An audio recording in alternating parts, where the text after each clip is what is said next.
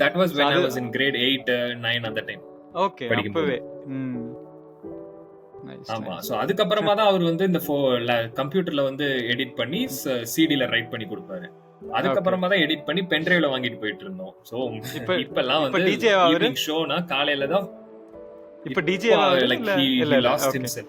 இப்ப அவர் டிஜே இல்ல. இப்ப like he is out of the scene. இப்ப அவர் என்ன பண்றாருன்னா I think he's making properties அந்த மாதிரி எல்லாம் பண்ணி கொடுத்துட்டு இருக்காரு. இப்ப யாருமே போறது இல்லையே. that profession itself is gone இல்ல.